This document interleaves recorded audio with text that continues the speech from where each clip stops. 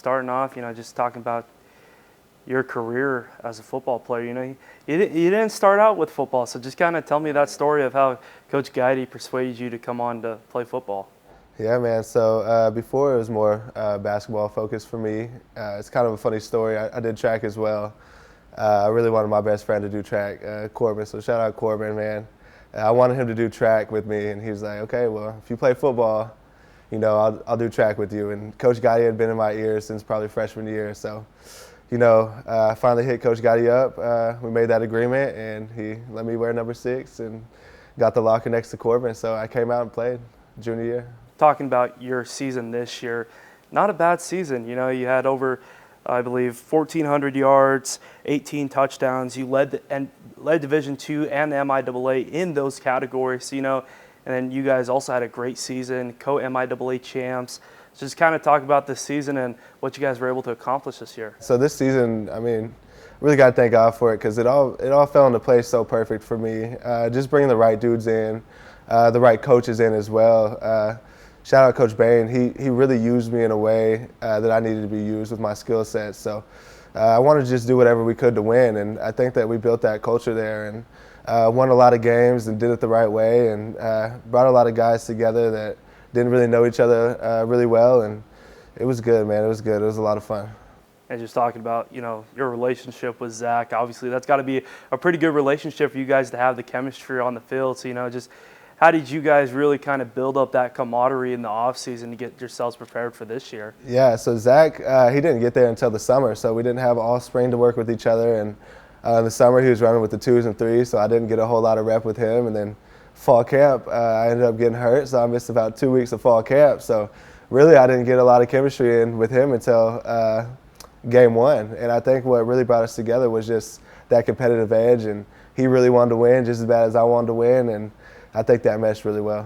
Talking about your career at UCM, you're leaving UCM as the career leader in receiving yards, touchdowns, and receptions.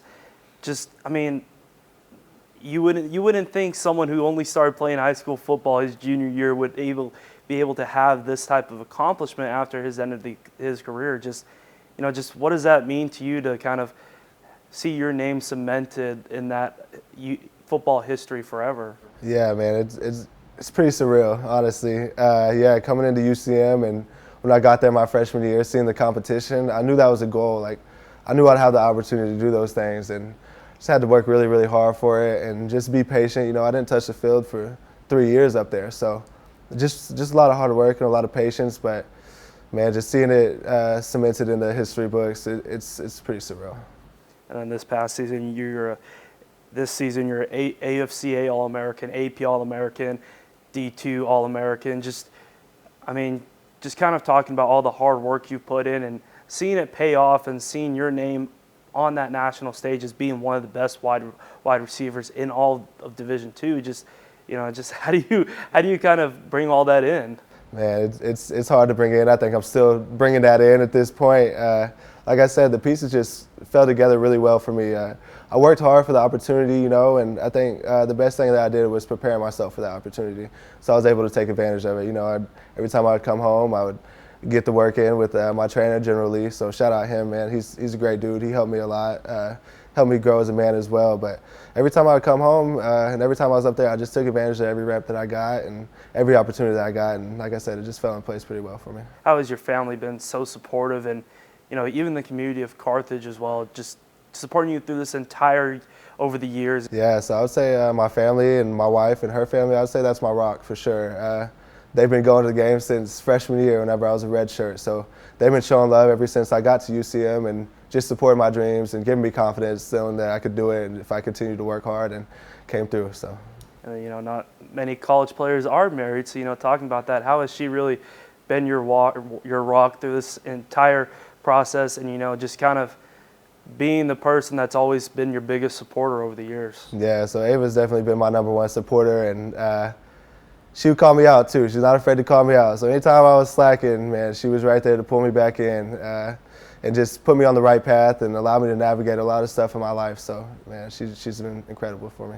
Has she ever sent a text in game saying, dang, Arkell should have caught that one? No, I wouldn't say I should have caught it. Maybe a coach should be giving you the ball more, but she's never been knocking any of my skill set. She's always been there to lean on whenever I've made mistakes, and always been there to encourage me whenever I do good. So, looking back on it now, did you ever think your career at UCM would turn out the way it has?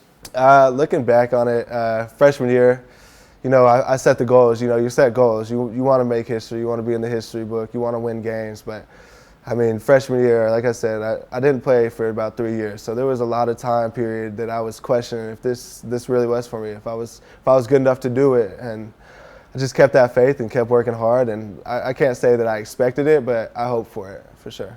Tell me, what is next for you? What are you going to start preparing for after this? So I mentioned Coach Bain, our offensive coordinator. He came into UCM just to help young men's lives and encourage them to chase their dreams. He had a gym out in Abilene that he had owned, and he had trained about 23 NFL receivers, about 53 NFL players total. Shout out to him. He's allowing me and my wife to go down there and train and stay at his house down there. So I mean, he's really been a huge blessing for us. So we'll go out there for about 3 months and train, and then get about 3 pro days and go from there. Obviously, you've put in a ton of work up to this point to reach that goal of being signed to an NFL team, playing in the NFL. Just how much more work is it going to take? Oh, just as much work as it took, if not more, to get where I am today. So I know it's going to be a huge reset button, just like it was for me coming into freshman year of college. Who knows how long it would take for me to reach my goals in the NFL if that does come to fruition. So I'm ready to put the work in and take advantage of every opportunity. I'm going to take the same mindset that I took going into college, going to the next level, and stay down and work hard and just take advantage of every opportunity that I get. What should NFL scouts, coaches, teams know about you?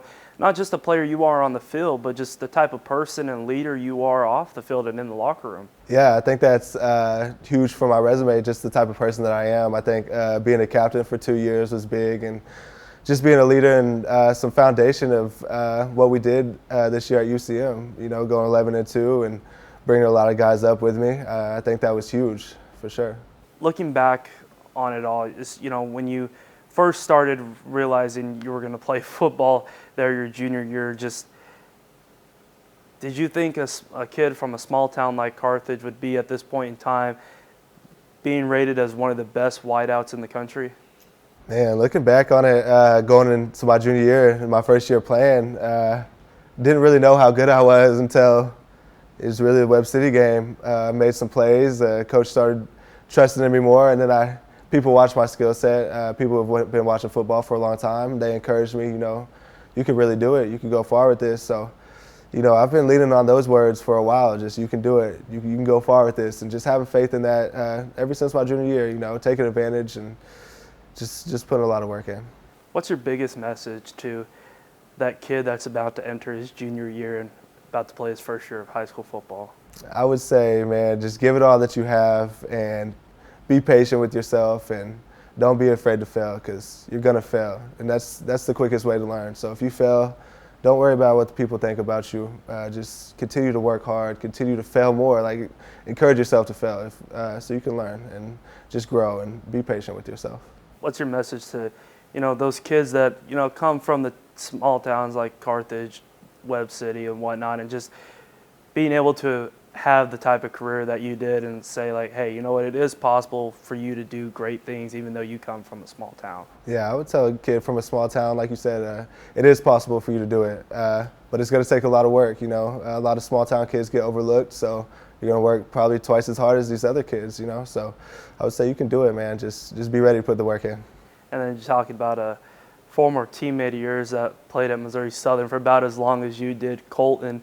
Just tell me what it was like lining up against that guy for the past 5 years.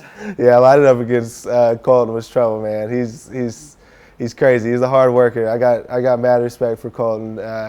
Proud of him as well. He really did it. He can be somebody that these kids can look up to as well. So, I mean, he may have not done it at the level that I did, but he did it at a very, very high level. So I'm super proud of him. Talking about a rival of yours, you go from playing against a guy like Alex Gaskell for a few years to playing him your entire career at Southern versus or UCM versus Pitt State. So just kind of talk about from going being rivals in high schools to being rivals in college. Yeah, with Alex Gaskell, he's going to bring it every time. Every time I line up against him, I know I had to bring my A game because he's going to come hard. He's a competitor, and I've had mad respect for him since high school.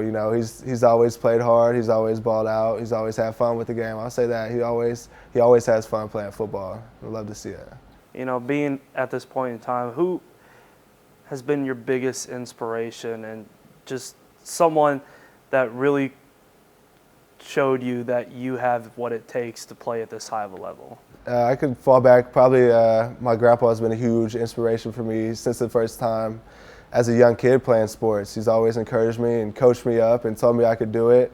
And my grandma as well, she always poured into me, just chase your dreams. Do it the way you want to do it and have fun with it. Always have fun with it and just be willing to work hard as well. Well, Arkell, I want to thank you for taking the time to meet with me today. And, I know the entire community of Carthage and the 4 states wishes you the best of luck in the next coming months, man. Hopefully you get signed to an NFL team. Yeah, yes, sir. I know a lot of people would like the Chiefs. That'd be a fun one. Chiefs would be huge for me, man. That'd be a dream come true. I wish you the best of luck, man. Thank you. Appreciate it. Thank you.